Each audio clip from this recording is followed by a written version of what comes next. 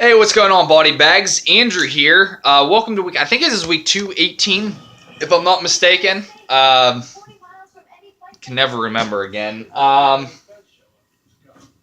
I had my movie with me here, and I didn't. Okay, here we go. The movie I'm going to be reviewing this week is a. This is one of those ones. It's like post Scream era. I've been watching these films. Got a lot of these in the past couple weeks, so I just figured I'd be just put them on, watch them. The first one I'll be doing here is Bleed. Now, this one here basically takes place with a, this actually stars Debbie Rochon. She was like an 80s star. I didn't really see, this is my first film I've seen of her. This is Debbie Rochon right there. She is beautiful. She's like a,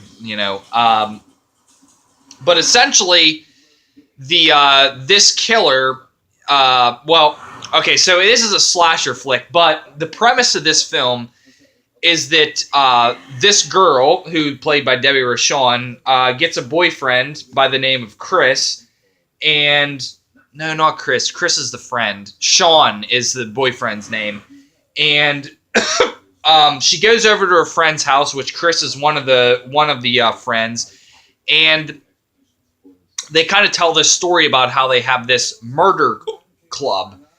And essentially, it's the fact that they've all, like, killed somebody before. And basically, they have this pact and everything. And Debbie Rochon kind of feels guilty that she's not a part of this and everything.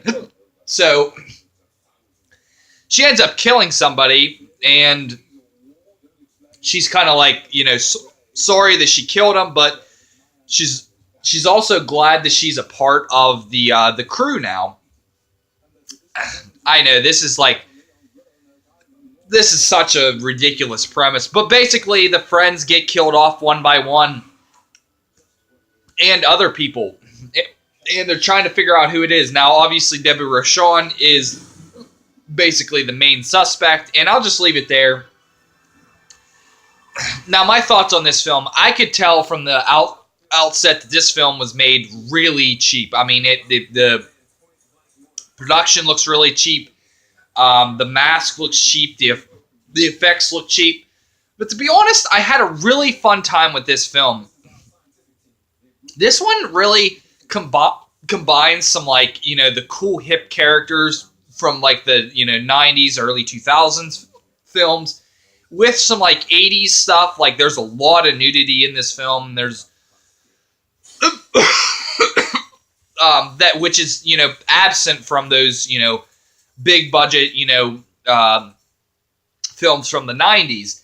So essentially, and it's got a killer with a mask and everything, and, it focuses more on the kills and the deaths instead of the characters.